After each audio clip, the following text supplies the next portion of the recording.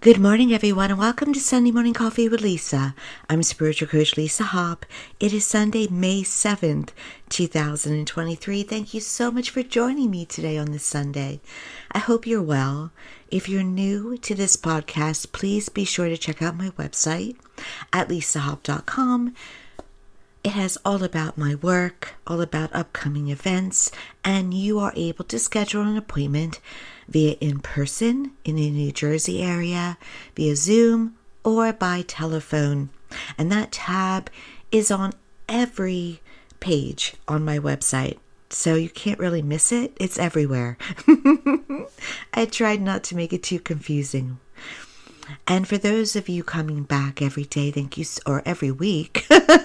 Well, I hope you're listening every day in some way. Thank you so much for being here. I appreciate it so very much.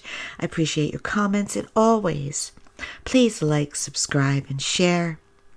Every person on YouTube would tell you it helps to, grow the brand. It helps to reach more people. It just,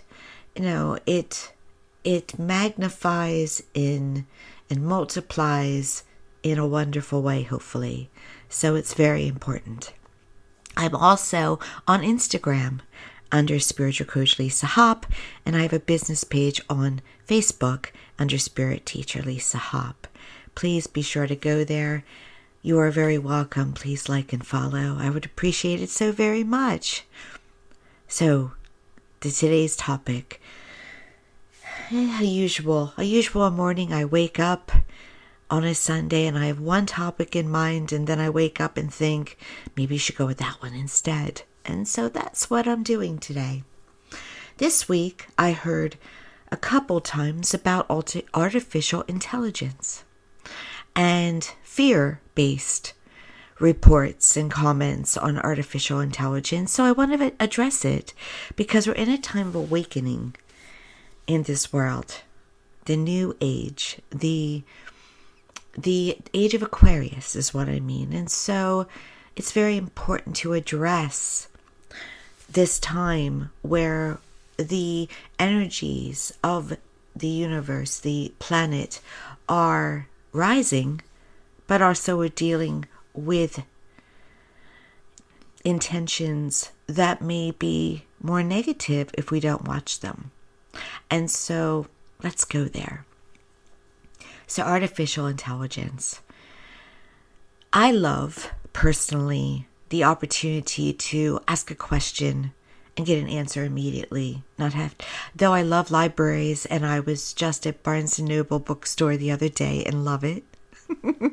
You upgraded my membership when I was there. It's nice though to ask a question and to get an answer. Yes, I feel that you should be discerning that the answer is correct, and not based on someone's opinion or what they're trying to promote. But for instance, the other day I was watching the new Netflix series Queen Charlotte, and I wanted to know more about the real King George III and Queen Charlotte. So I put it in, and I found out some wonderful things beyond him being mad. And I love being able to do that. It was instant, and learning and history, and I think history, if you Google history, factual history, it's just amazing and wonderful. So that's the benefit of living in this time. And however, artificial intelligence can be, the self-checkout, but it also, where it becomes more concerning is when it starts to take over perhaps government, or replaces perhaps too much the workforce. Yes, we have self-checkout, and yes, perhaps robots can take over stocking a shelf at some point. There was a creator of artificial intelligence that gave a warning this week on all over TV about making sure it isn't taken over by those with bad intentions. And honestly, we are in a time, and that time was predicted, where our job area would change. And the COVID pandemic promoted that.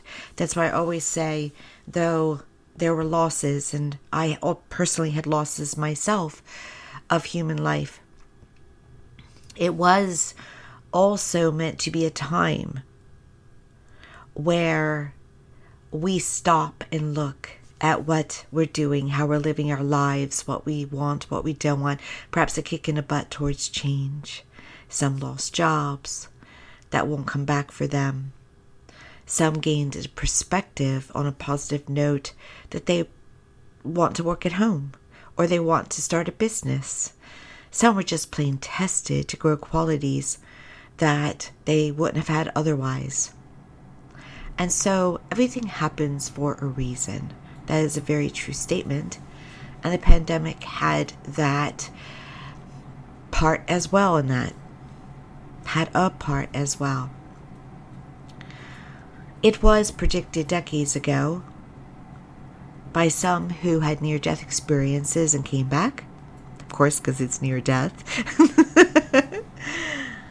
And also by great writers, spiritual writers, that we would come into a time where we would seek out more our life purpose rather than a 9-to-5 job that just pays the bills. And here we are. You see, yes, artificial intelligence can take over things. I suppose, yes, we could create armies with them and such like that, but we don't. This podcast is not about going to a hellscape right now. What I'd like to say to you is that human empathy, human touch cannot be replaced. Warmth, emotions cannot be replaced. You will not be able to get natural healing energy from a robot. Could a robot or an artificial intelligence system find a cure? Yes, that's a positive thing. And can it perhaps perform an operation? Perhaps. But there are certain elements that can never be replaced. And that's where we come in. Also, what cannot be replaced is that we're in charge. We have mass consciousness, the power of mass consciousness behind us. We are the leaders. If something's going to take us over as a civilization, we have allowed it. We have stood back and allowed it. And that doesn't mean you live in fear and look for it, dread it. Just know you have the power, that we all have the power. And then ultimately, our will as a group, as a civilization, as a human, will win out as humankind. Now, some of you more spiritual would say, well, there's Atlantis. There's civilizations that have not survived. But we, as a human, have survived. We know about civilizations that haven't. And we now have systems in place to warn us against tornadoes and other impending storms that weren't there in the past. We have survival mechanisms. And we can never fully be replaced because we are, again, the kings, the queens, the leaders. That element cannot be put into a thing of metal or to any machine or to any, even if it's a walking figure. So it's important to keep in mind the technology, artificial intelligence, should always be for a higher good. And that is what the creator or a creator of human intelligence was saying this week. Make sure it is always for the higher good and not to destroy democracy. and bring on a caste system or class system that is not what we want. Now, in all honesty, we are in danger of that currently. Of the wealthier becoming wealthier. They're up to it now. And trying to keep down those that would like to be wealthy, but are considered perhaps of a lower or middle class. But,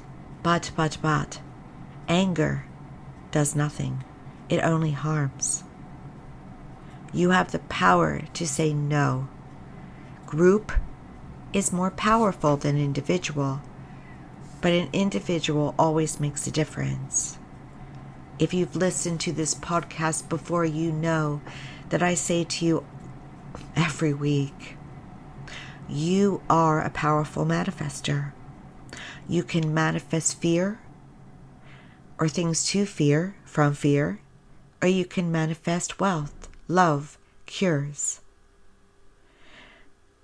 You can do that within yourself right this moment. But you have to believe it, but you have to know it. Do not give your power away to what is happening around you or to your fears, because it is not necessary. Another thing I want to address is the term woke. Now, if you haven't heard it, then you haven't been listening enough. Because basically, it is often used by those in a negative terminology, negatively.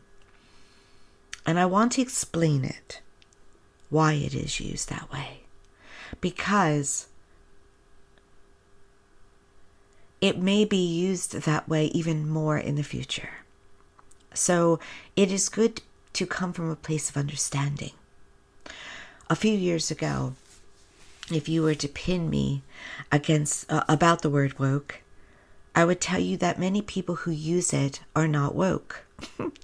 People who say, I'm woke, generally were not woke. Now it's being used as, it's an empowering positive term of, I'm not woke. Well, they're correct. But I want to explain why. Woke is another way of saying awakened.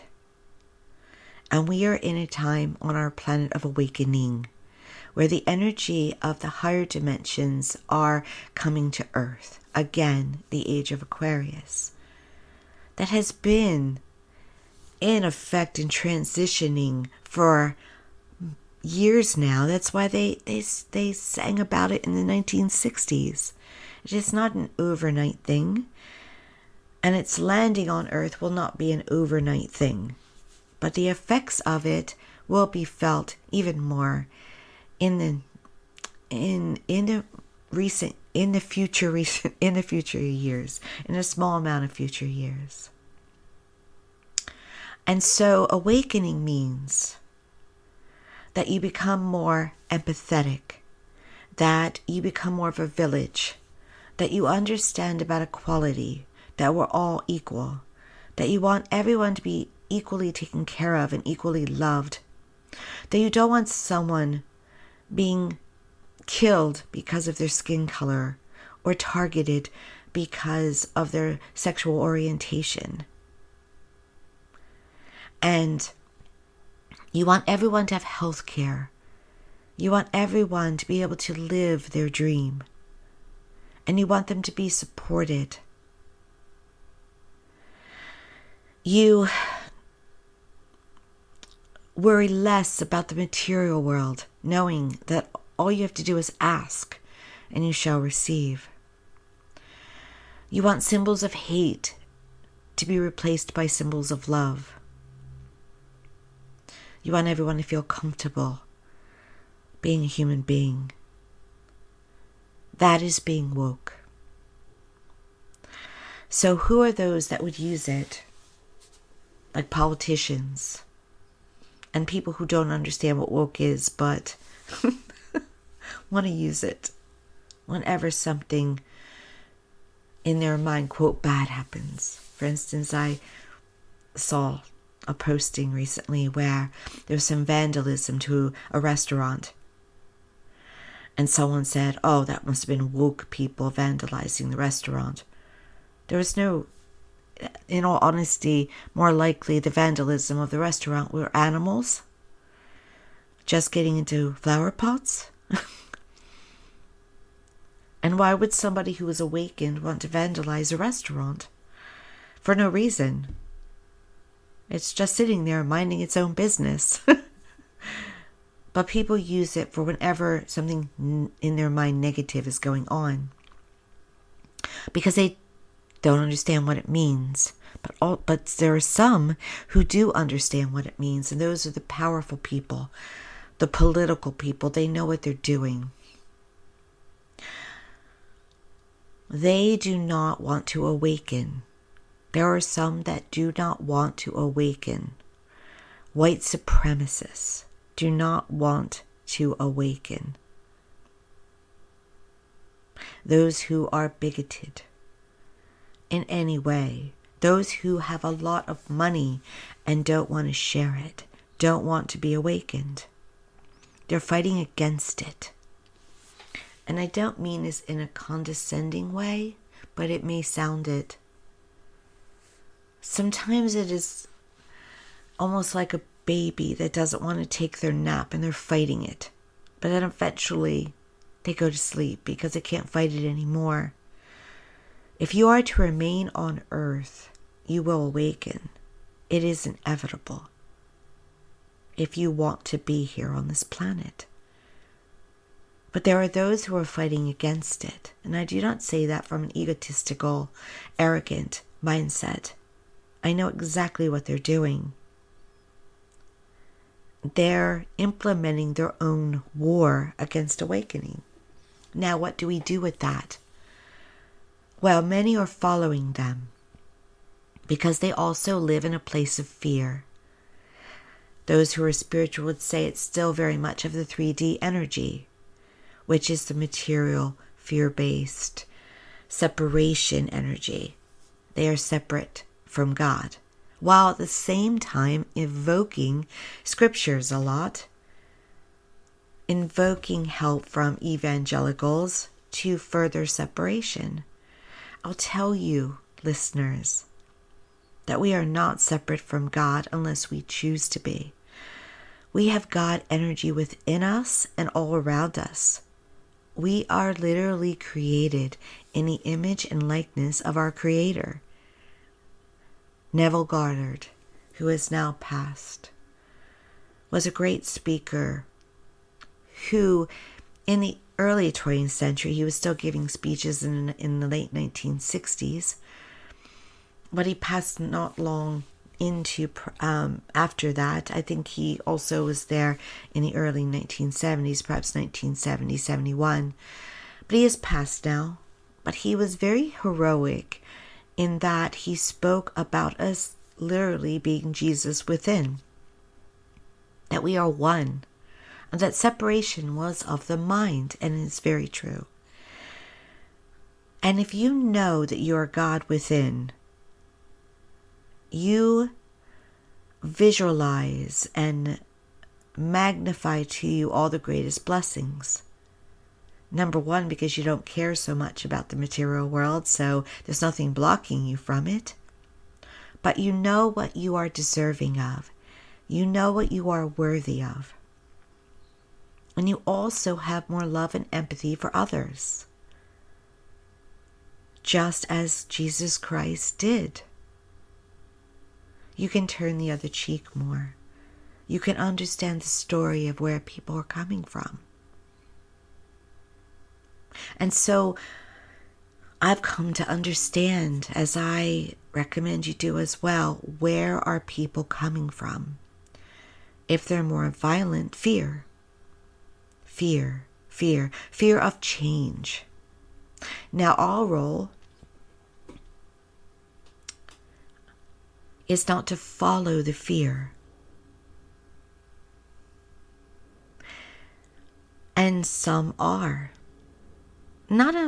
we like to split it 50-50, but it's not 50-50. It's perhaps in the 30%, 35 perhaps. Maybe perhaps slightly more at times. It's those who say it was better in the past. This world's changing and not for the better. Remember the times when we could live with our door unlocked. We could never live with our door unlocked. We used to live in a time where I lived in a town that had polluted grounds, polluted waters, gas-powered bombs that would go off. It was not safer. There was a time when doctors would smoke and thought it was good for you. It wasn't. Now, your intuition in the past, I think intuition knew, but we wanted to follow. We liked what we heard. It's all right to do that. It's safe. And now we're finding out it's not. Education is good.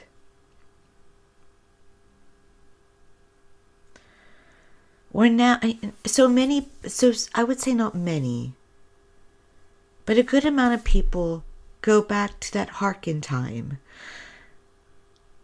of when we were ignorant.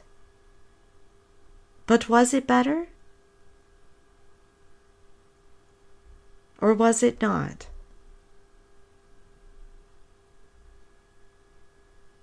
We can't really be innocent anymore. Perhaps that's what we miss. The chances we would take without helmets.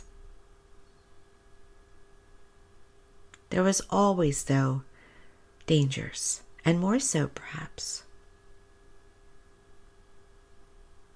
I'm not old enough, but there was a time when we would have to do drills, go under our desks, because of fear of nuclear bombs. Now we do drills because of mass shooters. Yes, that was lesser then, but that's because of laws again. There was a time when our politicians kept us safer.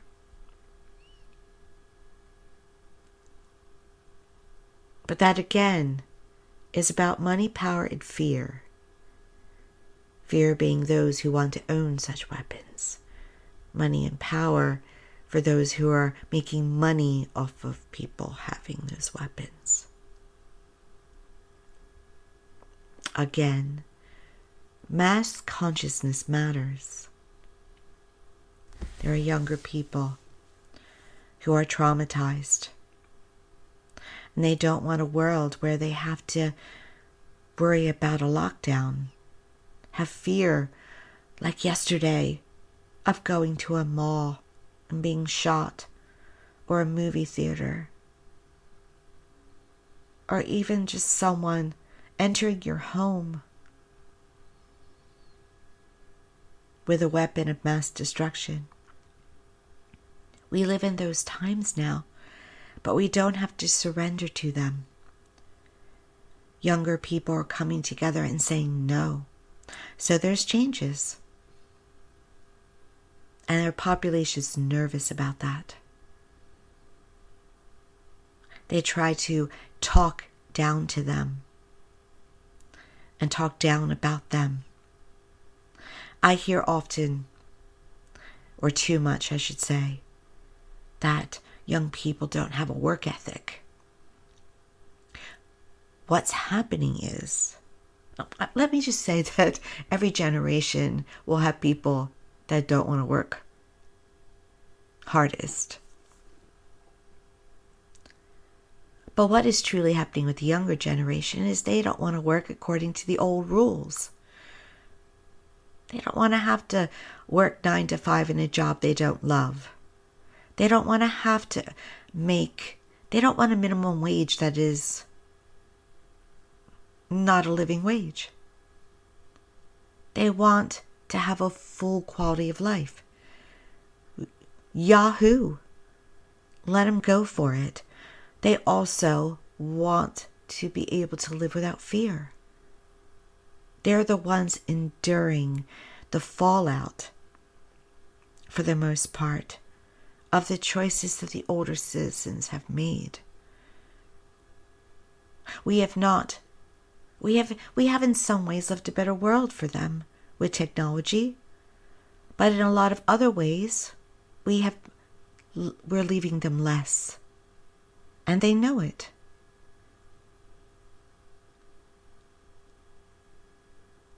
So they are grouping. But we all can group. Nothing can happen to the group of us that we say no to, but everything can happen to us that we say yes to. What do you do? Well, within yourself, say yes to peace. Say yes to harmony.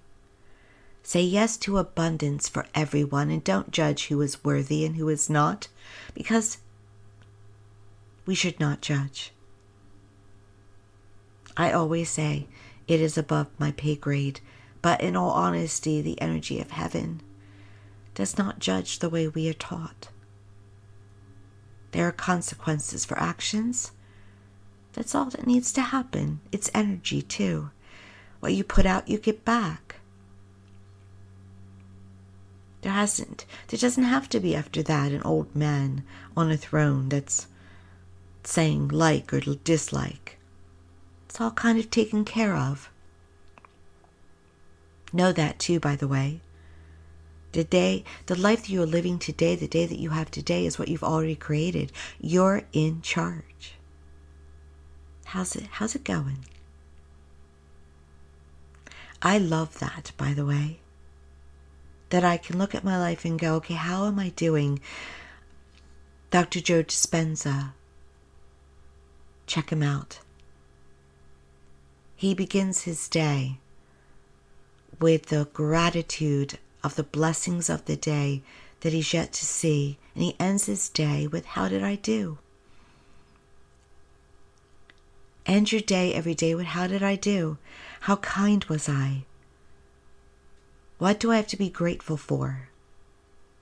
And then intend to make the next day even better. You're creating a vibrant, thriving future if you do that. You bring good luck to you, or you bring bad. You are in charge. Yes, we have the challenges of those who would make our laws, or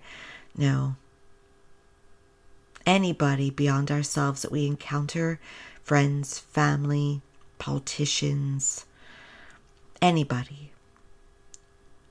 But you bring the energy to it. You also are a cooperative partner. You're not a victim of what's happening around you. It's not the luck of the draw.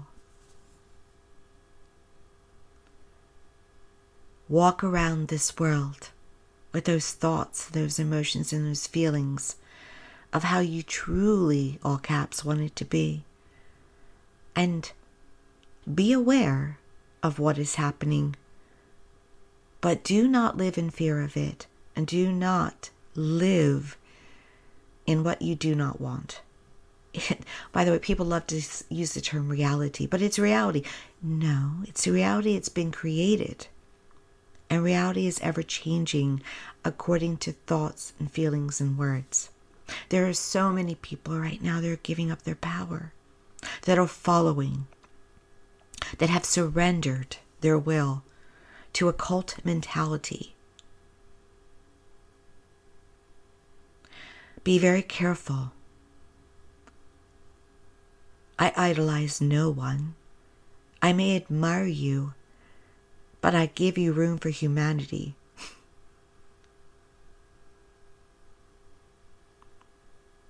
Idolization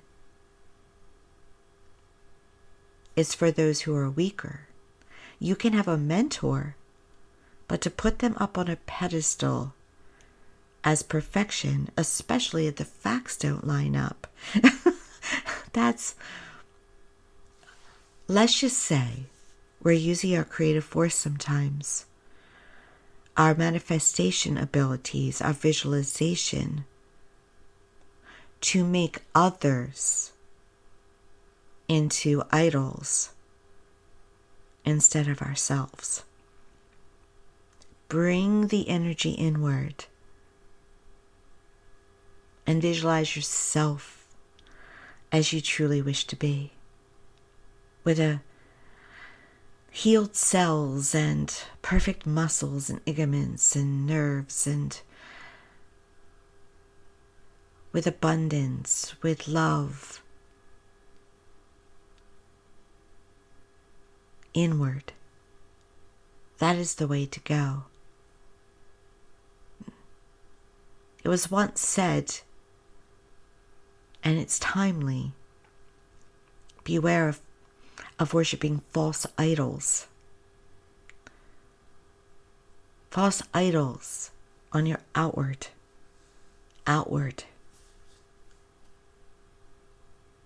But also don't be negative against those around you.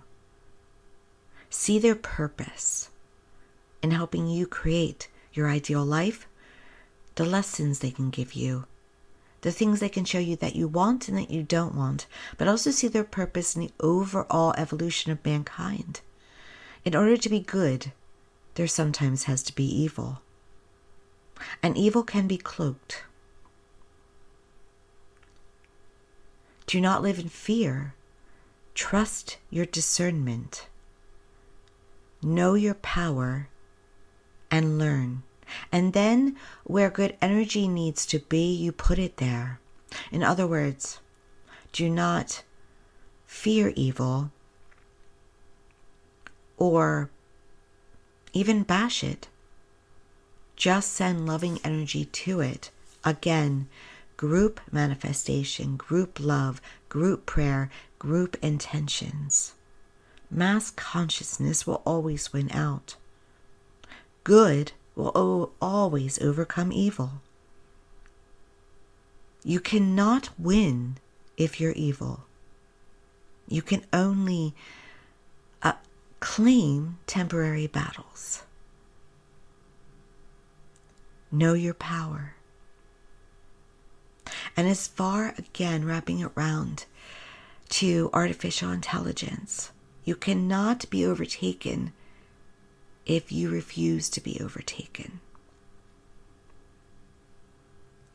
It's everywhere, technology. There's also a decrease of energy. What you put out, you're getting back more. The universe is responding more to you naturally energetic. So, if you think of a door and suddenly doors are appearing everywhere, it's not necessarily some hidden software or hardware listening to you. It's energy responding to you. You're attracting it. If you think of a car that you want and you're passionate about it, you're going to see that car everywhere. It's not that someone is listening audibly to you. Sometimes I don't even... You know how I know this? Because I'm not always speaking about what I'm focusing on. And then it appears. So if you're not speaking about it, it cannot be monitored. That's natural energy that's responding, not artificial energy. They don't have that capacity yet. Sure, a lie detector test can measure you and your blood pressure and all, but it's attached to you. It's not in your environment reading your energy yet. Can that happen? Sure, I imagine. But right now, it's natural energy, and that is increasing. The veil is thinning between this thicker world and the higher dimensions world. So, what you focus on with your mind and your emotions is expanding. It's showing itself to you in your environment. It's not always nefarious. It's not always invasive from an outside source that is based in technology or humanity or political leaders. But can it be? Absolutely.